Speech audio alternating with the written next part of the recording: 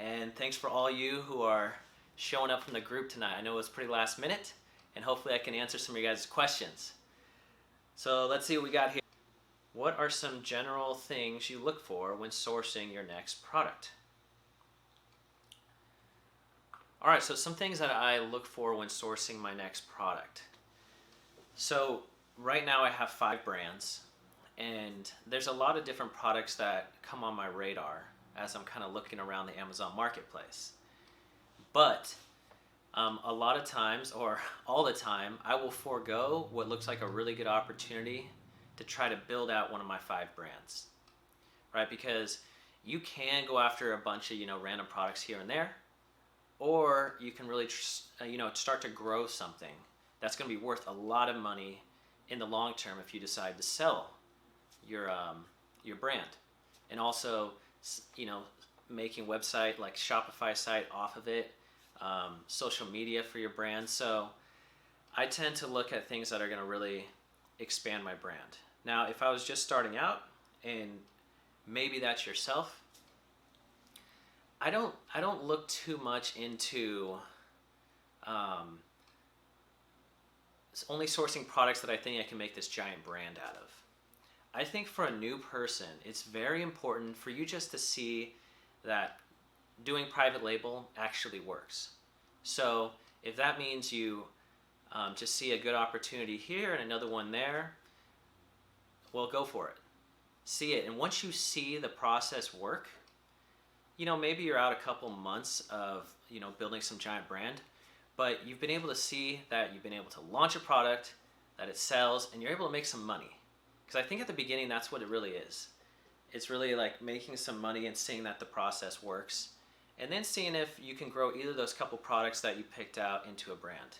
Now, those are a couple things. So yeah, building out one of my brands, and for a new person, just seeing the process work, just making some money, and then going out from there. Because once you see the process work and you understand the blueprint of it, then you're good to go.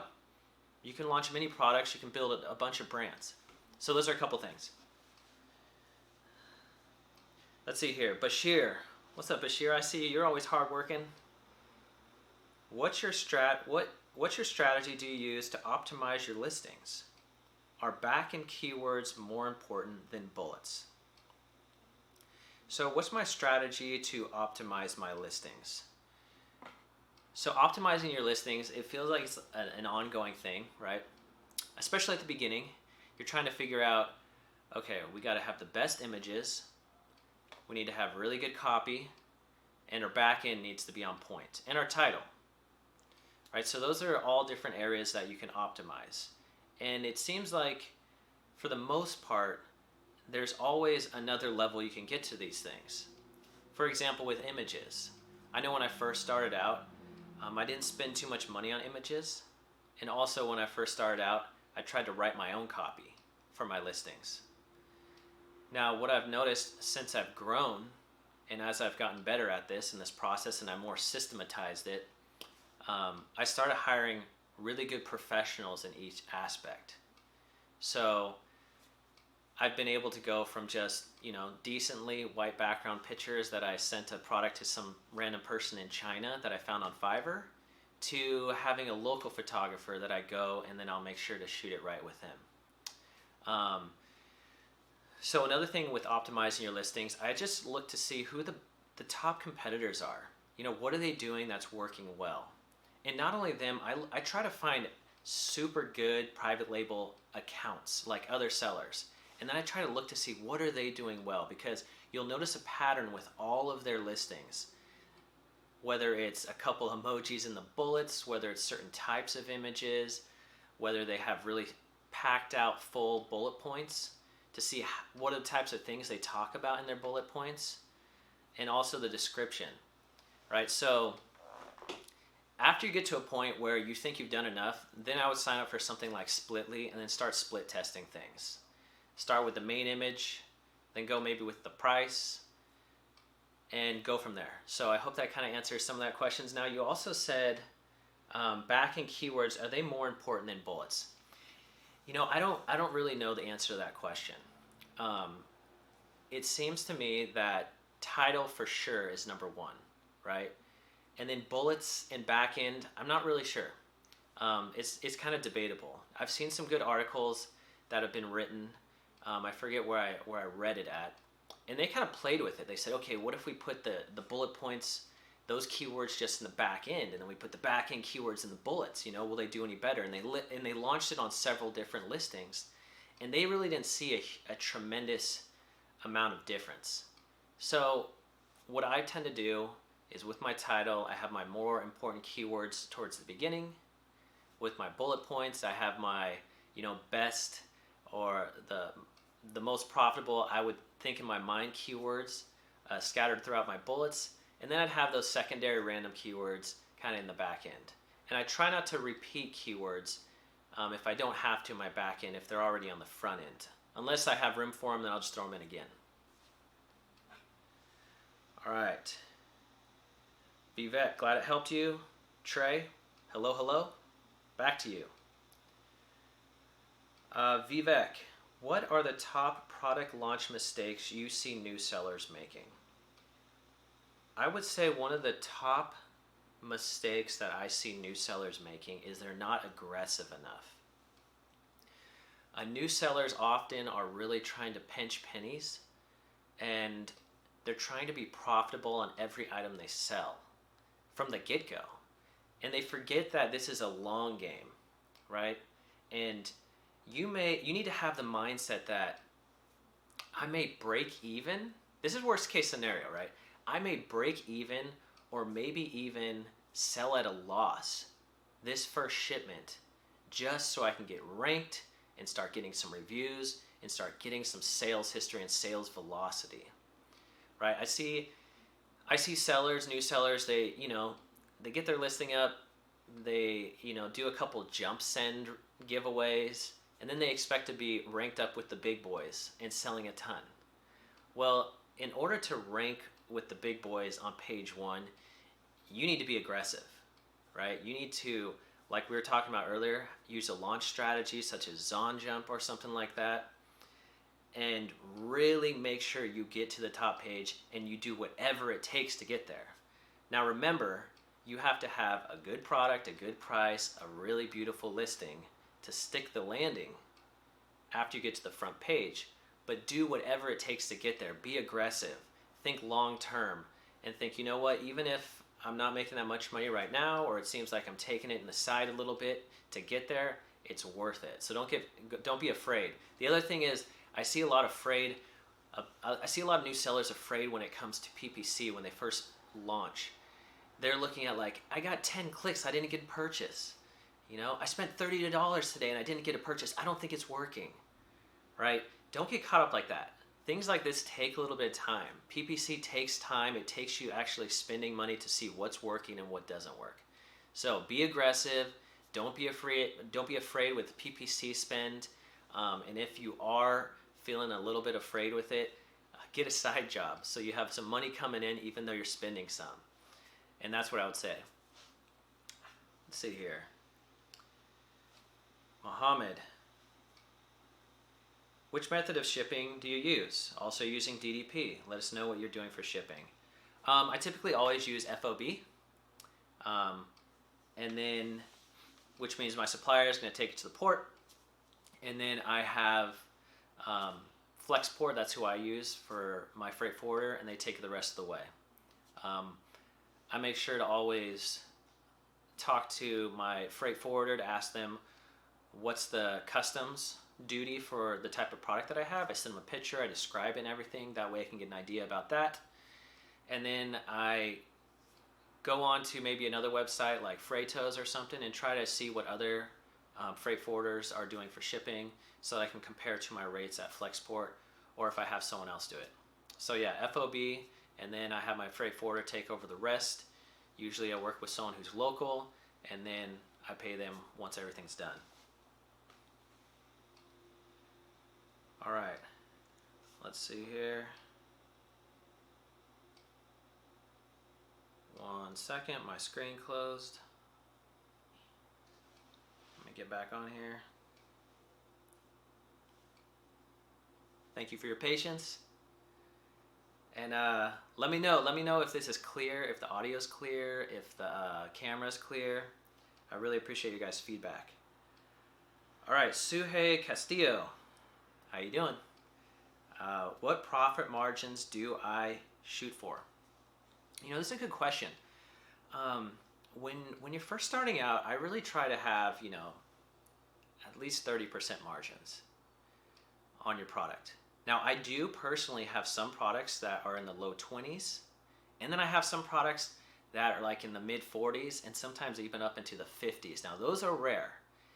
When you see a whole bunch of people talking on YouTube or wherever, and they're like, oh, I have 50% margins on all my products after PPC, after all this, that's doable, but very, very rare. From all the large sellers that I know, that between 20 and 30% margins are pretty decent.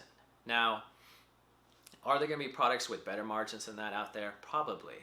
But when you consider private label margins compared to any other business that you start, they're huge. They're crazy huge. So personally, I like to stick to the high 20s, 30s and up. That's what I like to. And then with PPC and stuff, it brings it down a little bit.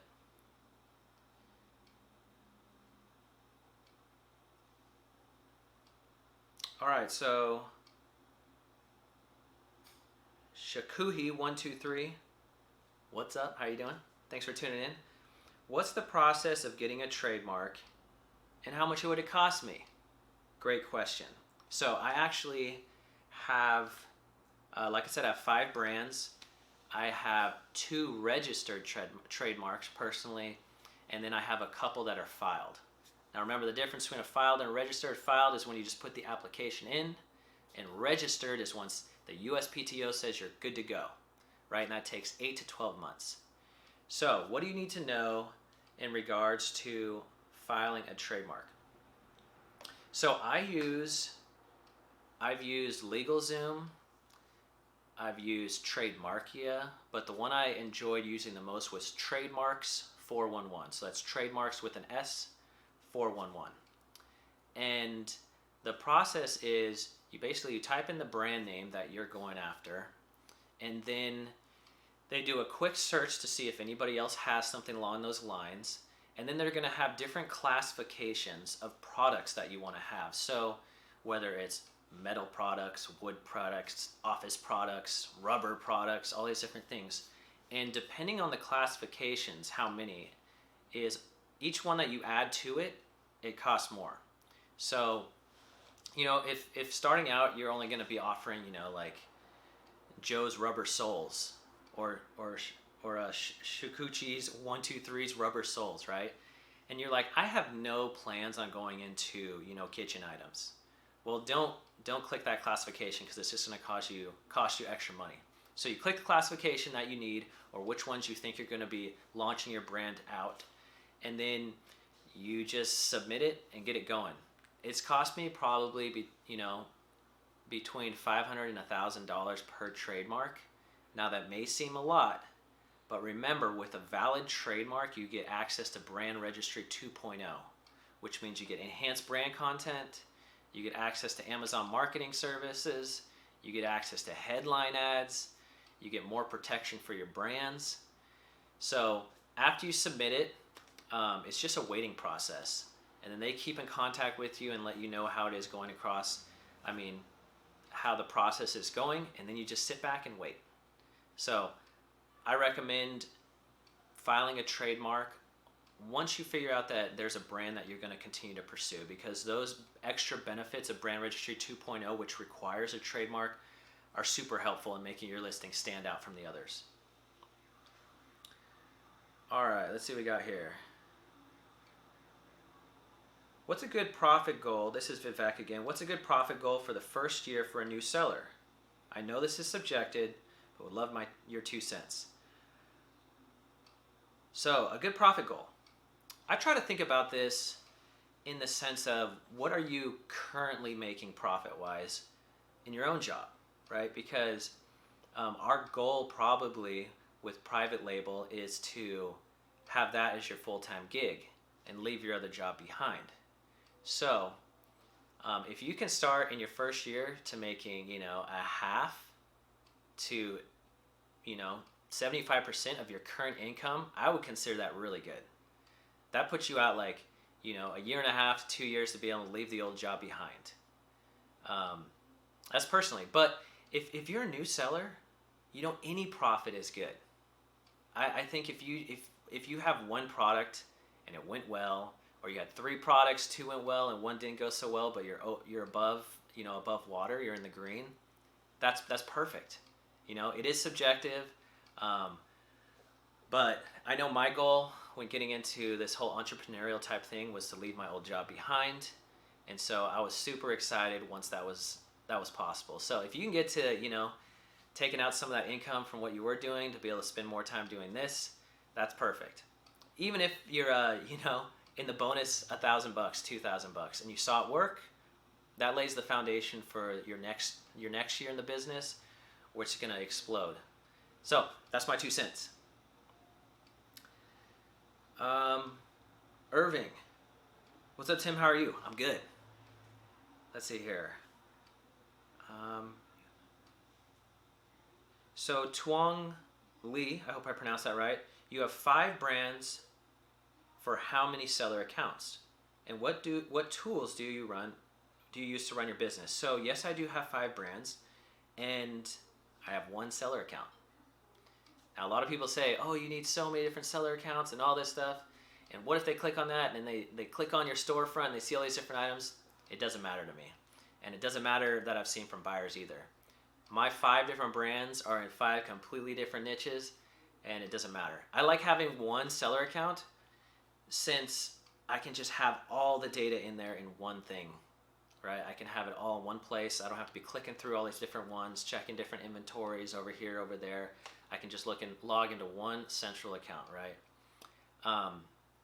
But if you want to open up different seller accounts and have different brands in there, no problem with that also. But for myself, I only have 1 seller account and it works just fine. What tools do I use to run my business? Ooh, I got quite a few. I really like Helium 10, Splitly, Forecastly, Managed by Stats, Cash Cow Pro, Celix. These are just a few. Jungle Scout. Those are just a couple. Let's see here. Andre Powell. What's up, Andre?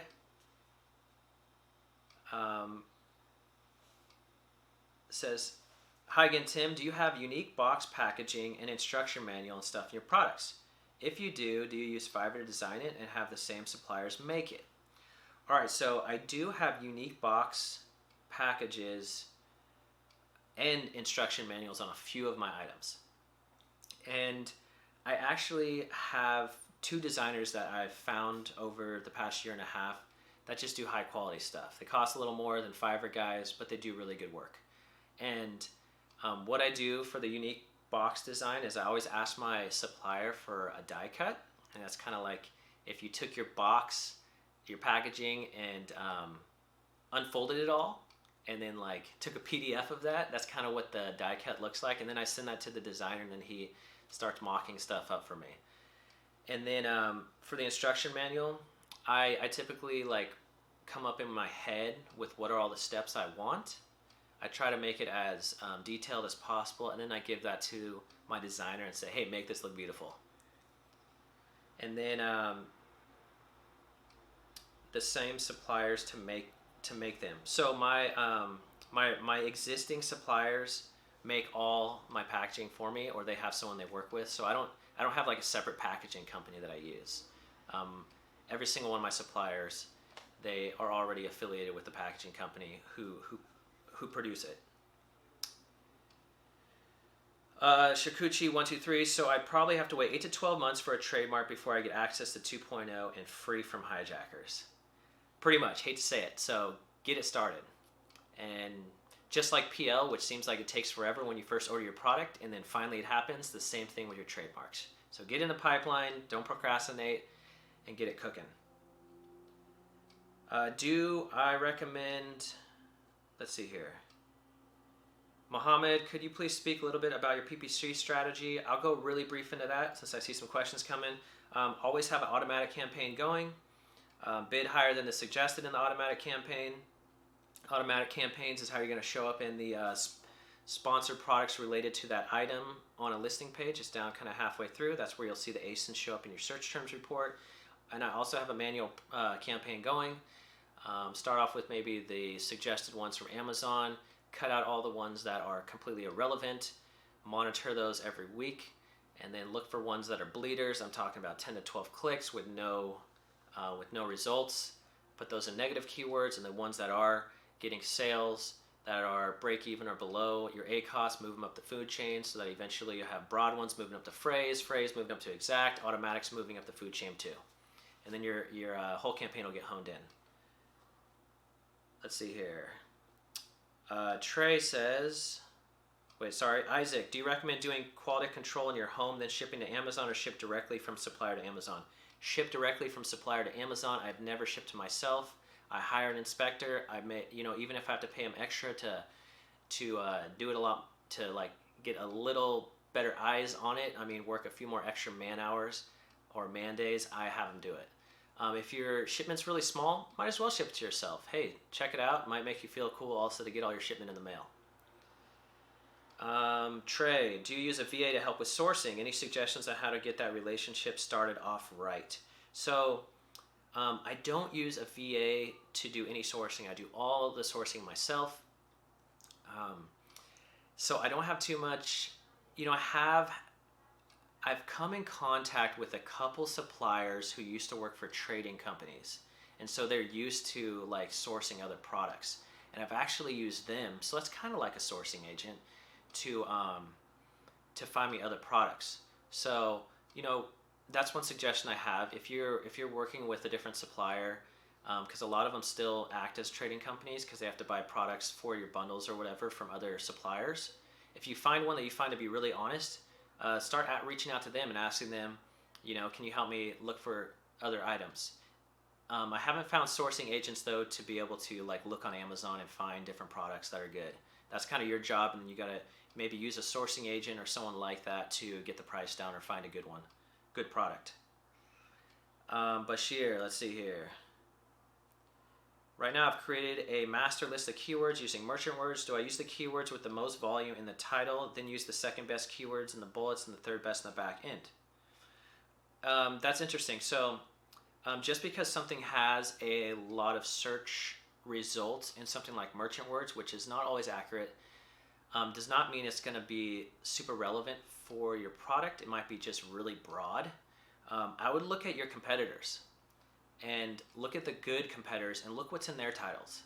Look what keywords seem to be consistent throughout them, and make sure to put those in your titles because those seem to be what's working for them. And then I guess you could go with what you're saying. I would try to find the ones that seem more specific to your product and put those in your bullets, and then the other ones scatter in your back end. And then you're going to find when you run PPC, you're going to see other keywords that pop up that start getting sales that you may not have thought to put in your listing, and then start moving some of those good keywords that get sales in your PPC campaigns into your title or into your bullets. Sonny, prior to Amazon, did you have any business experience, marketing skills? Also, thanks for pronouncing my name right. Suhi, I think I said it right. So prior business experience, I only went to college for 6 months, and that was to get my real estate license. And I sold houses for about a year. So I don't know if I'd consider that marketing experience by any stretch of the imagination. It was more like just really learning the market and then being able to help people and, doing decent at negotiating. But besides that, no real business experience. In fact, in school, in high school, this is funny, I graduated like a 3.6, and the only class I failed was business management. So if that tells you anything. So if you're not like this super business savvy person, you're wondering if you could make it in private label, don't worry about it. A lot of the skills that maybe someone who is like deep into business is not really what translates into private label. Private label are people who are hustlers, people who pay attention to detail, and people who execute, right? And people who learn. So if you can do those things, you'll be just fine.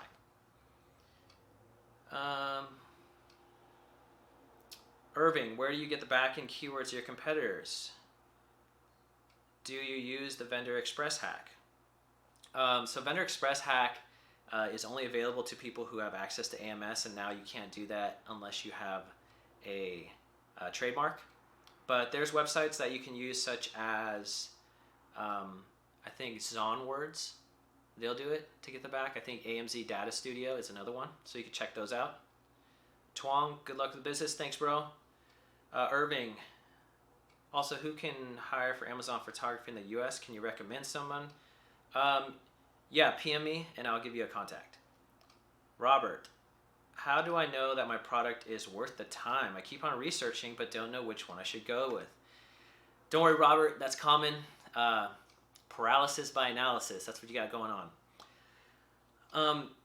You know what, if the niche looks good, if you see the market has some market depth, if you know you can differentiate the product in some way, and you know you can come to market with a good listing and the margins look good, then that's all you really need to know.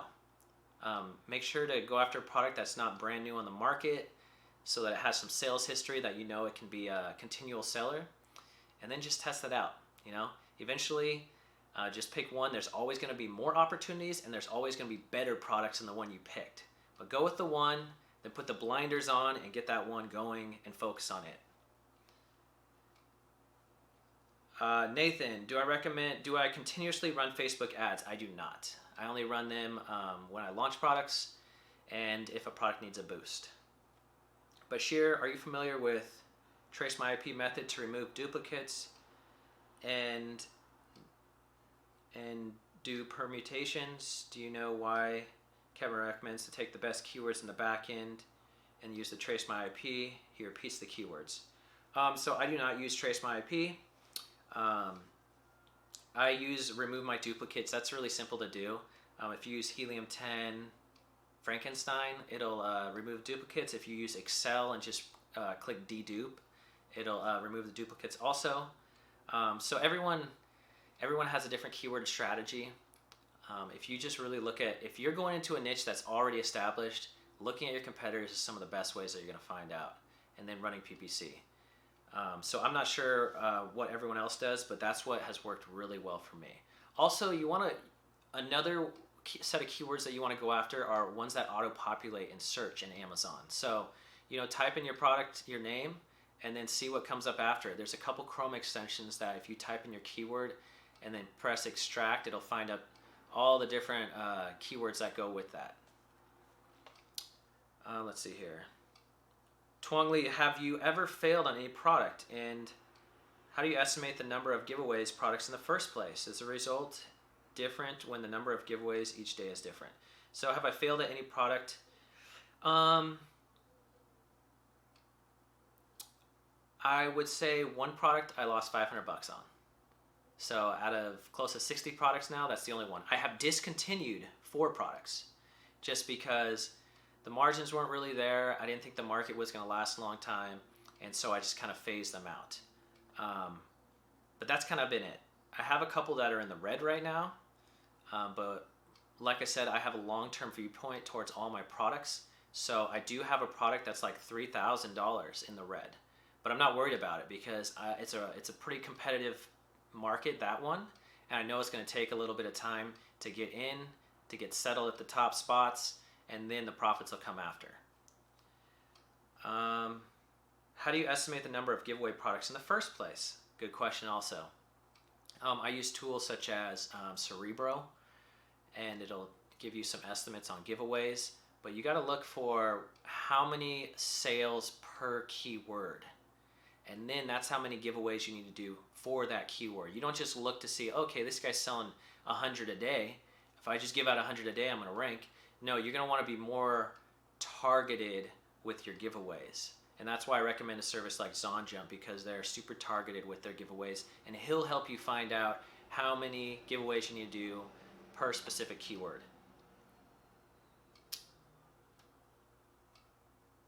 And no, the days during the week don't change how many giveaways you do. You usually have a set amount, and that's how much you do for 7 to 10 days, and then you'll usually be ranked.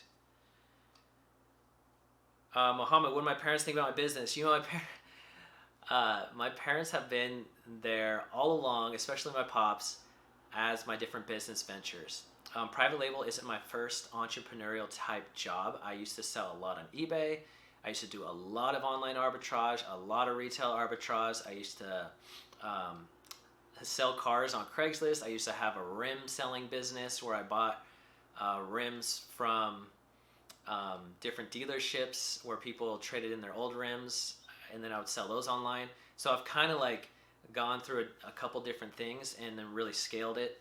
I owned a local business one time, but private label, I would say, is by far the best, by far the most consistent, and by far the business that I'm probably the most proud of that I've done. And so my parents, they're just really ecstatic that I've been able to do this. My dad, he went to USC, so did my mom. And like I said, I did 6 months of college. But now, yeah, they're really proud of what I've been able to do. And it makes me happy. And I've even, recently, I sourced a product just for my pops, for my dad, so that he can kind of be involved also in my business, and then he can get some income from it also, and to kind of see how it works. So I got him a product. It actually just landed at Amazon today. So that's what my parents think. Nathan, for a new product, when you run the numbers for launch, photos, ads, inventory versus sales per day and profit, how soon would you need to be in the green for a good product? You know, that varies. I would say I launched a product in November and December, and I was in the green after 2 weeks. And one product was up like, 5,000, and another one was like 6,000. That was in like a month after launching it. Now I have other products that it took like 6 months to be in the green, but I stuck with it. So I'm kind of like, once I get a product, I know I'm committed to it, and I'm going to see it through. And I trust my gut and all the research that I've had that eventually this is going to be a good product. Unless some crazy competitor comes in and is just like killing all the prices, then I'm saying, okay, my time's better used elsewhere. So I don't really have a time period. Best bet is you can get something and within the first month you're profitable.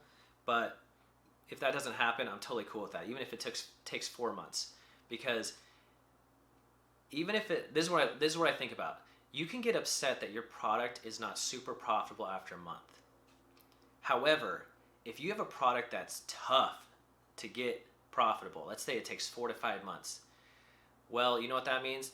Anybody who else is trying to get into that product or that niche, it's going to be just as hard. So that's a huge barrier to entry. So if I can get past that 4 months or 5 months to get it profitable, very few other sellers, I think, are going to go through that same 4 or 5 months trying to get a product green or in the green. Let's see here. Tremonte, what is the Vendor Express hack? I'm receiving orders from Amazon via Vendor Express and unsure if I want to fulfill. Thoughts? So the Vendor Express hack, that just had to do with being able to find other sellers back-end keywords. You could use their UPC inside of Vendor Express, and then it would just show you what their back-end keywords were. You're receiving orders from Amazon via Vendor Express, unsure if I want to fulfill them. I personally would not use Vendor Express, and if you want to fulfill a couple of those, that's fine, but I typically don't sell any of my products through Vendor Express like that, because they only want a couple at a time. You don't really have any control over it, and Amazon can just do whatever they want with the pricing on their inventory. They can keep it high, they can sell it super low. You don't really have any say in that. So I personally stay away from Vendor Express. I don't sell any of my products to Amazon themselves. Isaac, so I'm going to answer 2 more questions and I got to go. But thanks for all the questions, you guys, and I hope I can provide you some value. By the way, you guys, if you could please smash the like button, the thumbs up, that will help me out a lot. All right, so a couple more questions is, do I run PPC all the time, Isaac? Yes, PPC all the time. I only have one product that I don't run PPC on. And what I notice is like I'm ranked number 1 for all my search terms. And when I use PPC, it just puts my ad above my organic ranking number 1. And then people are always clicking the sponsored ad one instead of buying my product organically. And then I end up spending more. So once I took the sponsored products campaign down from that one product, my profit actually went up and my sales weren't hindered at all because I was already having a super high organic ranking for those keywords that I was getting clicks on anyways. But other than that, yes, always, every single product, PPC all the time. I think I spend about $1,000 a day on PPC, as a heads up. Leo at Zom Jump is great. Yeah, he is. How do you launch an upgraded version of your existing product? Let's say I wanted to add extra features to it and add some bundled items. I know some competitors are doing it. Do I need to launch new? So there's different ways you can do this. You can just add a variation onto your existing listing. That way you can work with reviews and then boost those out. If you're trying to just like take the spot of your other listings so you don't lose any ranking, so you can do that also. But what most people do is they just add a variation onto their existing one. That way they have the old one plus the upgraded one, and you still get all the review benefits from your first product with the upgraded listing if you just add it on as a variation. If you're trying to have it take the place of it, you either got to time it perfectly so you're running out of stock of the one and the other one comes in, then you can change some of your titles and things like that, or you can do that other suggestion that I mentioned. And if that didn't make sense, write some in the Facebook group and I'll make a post about it. Let's see here. All right. What's going on when it takes 4 to 5 months to be profitable? Are you selling at a loss to rank up, or are you continuously doing giveaways? This is my last question I'll answer. So what's going on is, yeah, PPC, and sometimes I just run into some good, tough competitors, you know? If someone has like 700 reviews and my product isn't too much differentiated, I'm gonna have to sell cheaper or run promotions or run PPC for quite a while to start catching up to them in reviews, right? Just to get more sales and more sales into rank. And sometimes a market looks good, but then when I get in there, I notice that the top guys, they're really strong. They have high bids, and it just really takes a while to get up there. So that's kind of what I've noticed, the whole 4 to 5 month thing. And sometimes I will run it at break even for a while just to get my listing way ahead of the others. Then I'll raise the price up and everything and then start selling. So that's the last question I'm going to answer. Don't be upset. Remember, smash that like button. I see we got 11 thumbs up. Maybe we'll get a few more there. Make sure to leave. I don't even know if you can leave comments in live videos. So this is kind of like just a test run. I hope it went all right. Give me any feedback you guys can. For any of you who are not in the Facebook group, make sure you join. We got over 2,500 members in there. As you guys who are already in the Facebook group know, that I usually jump on there and try to answer a ton of questions. And I don't know very many Facebook groups where the admin is selling a bunch and also is jumping in there. So I'll show you guys. I'll show you guys my sales right now. Let me see if I can pull it up on my laptop real quick. Let's see here. And then I'll be done. So let me see if I can make this font gigantic. And then I'll show you guys where I'm at today. Let me refresh this. And we'll see where we're at. All right, here we go. Let me see if this is going to come in clear. Refresh. All right, so this is saying I'm Pacific Standard Time, so that's 7:34. So here we go. Let's see if we can see this. So I am at, what is this? 7:34, November 16th, 2018. I want to make sure this comes through. Remember, it's like a lag of like 8 seconds. So let's see here. Today we're at almost 15,000. 7 days at 97. And 15 days 210. And 30 days at 451. So I hope that showed. Anyways, that's where I'm at, guys, today. And thanks again for joining this live stream. See you guys in the next one. Thanks again. Smash the thumbs up button. See you guys in the Facebook group. Until next time. See you guys later.